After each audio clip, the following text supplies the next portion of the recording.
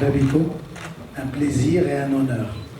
Le but pour moi, je vais pas faire de présentation. Je suis là surtout pour écouter tous les poètes, historiens, chercheurs, sociologues, architectes, nous apporter leur vision. Parce qu'effectivement, je fais partie de ce collectif qui a commencé il y a quelques temps à se remuer le ménage sur cette philosophie de vie, sur Marrakech El Beja.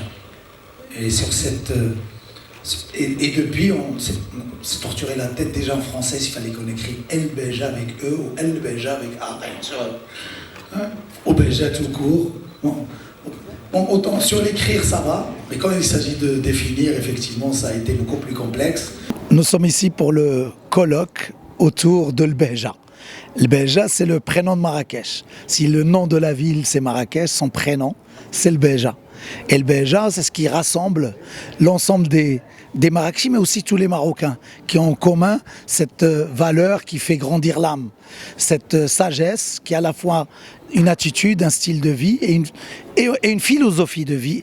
Et également, nous aurons des universitaires, des centres de recherche, des poètes, des philosophes, des écrivains, des historiens qui vont aller chercher et explorer les racines de cette sagesse populaire, les fondements de cette identité singulière de notre région pour la partager avec le monde. Avec l'objectif aujourd'hui d'amener un certain nombre d'experts à rassembler autour de la compréhension de la Beja et d'essayer de gagner en connaissance par rapport à ce sujet-là, parce que quand on tape sur Internet Beja, on se rend compte qu'on n'a pas grand-chose. Mais pourquoi ? Parce que encore, le patrimoine est encore dans une logique de transmission orale. Donc nous, ce qu'on va essayer, c'est de documenter justement ce sujet-là pour pouvoir avoir du matériau qui puisse être à l'origine ensuite de livres, de reportages, voilà, tous les outils culturels qui peuvent la faire rayonner. Et aujourd'hui, on a en fait deux panels. L'un qui va essayer de comprendre quelles sont les origines de la Beja, donc aller chercher dans le côté historique, anthropologique, philosophique, spirituel, et essayer de comprendre d'où elle vient et quels sont ses fondements. Et de l'autre côté, le deuxième panel va essayer de comprendre quels sont ses champs d'expression, c'est-à-dire à travers la façon dont est organisée la société, le côté sociologique, la dimension économique, en quoi ça peut être un moteur de développement, la dimension artistique et culturelle, qui est évidemment le cœur du rayonnement de ces dimensions culturelles.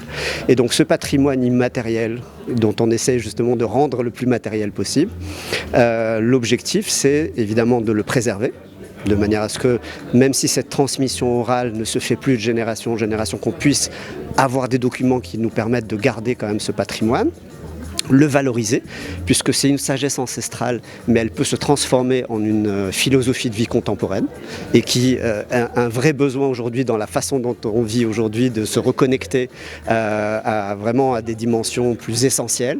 Et je pense que c'est une attente de beaucoup de gens, de retrouver de l'authenticité, de retrouver finalement une façon de vivre qui avait en temps et qui aujourd'hui manque finalement, et on se rend compte qu'il y a des frustrations par rapport à ça. Et de l'autre côté, essayer de faire rayonner ça, et pourquoi pas finalement proposer une philosophie de vie que Marrakech et plus largement la région et encore plus largement le Maroc puissent partager avec le monde. Il y a des pays comme l'Italie qu'on reconnaît par la Dolce Vita, l'Espagne qu'on reconnaît par l'Allegria, le Costa Rica qu'on reconnaît par la Pura Vida, et qui sont tous des états d'esprit ou des imaginaires qui sont liés à cette destination. On se dit que la Beja peut être cet équivalent-là, pour peu qu'on sache le faire rayonner. الفكرة ديال نهضروا على البهجة ولا نحاولوا نفهموا اشنا هي البهجة في مدينة مراكش. أنا تنقول هي شي حاجة اللي ماشي مادية. دونك اللي كيحط رجليه في هذه البلاد السعيده كيجي واش الضو ديال مراكش، واش اللون ديال انا كمهندس معماري، واش اللون الاحمر ديال البنايات، واش الشجر، واش لي بوغانفيليي، لي غوز، هادو كلهم من المسائل اللي كنقولوا حنايا كيستقبلوا الناس وكيسمحوا لهم من المناره الجامع الفنا الفضاءات اللي خلقوا اليوم بحال نقولوا كاري ايدين سميتو تيكملوا وتيعطيو فرصه للناس باش يتلاقاو باش بيناتهم يعيشوا هذه البهجه، حيت البهجه كتعاش مع الاخر، ماشي شي حاجه اللي كنعيشوا يمكننا نجيبوها ولا يمكننا ناخذوها على حسب النهار، على حسب الوقت، على ايوا مراكش. حنا مراكش نو بو ايتر كو لو ريفلي د المغرب، والعكس حتى هو صحيح. يعني كل مدينه مغربيه عندها شي اسرار ديالها، وهذوك الاسرار ديالها والمكونات ديالها تعطيوها الخصوصيات ديالها. بالحق هذا ما كيمنعش باش هذا الشيء يكون في مدن اخرى.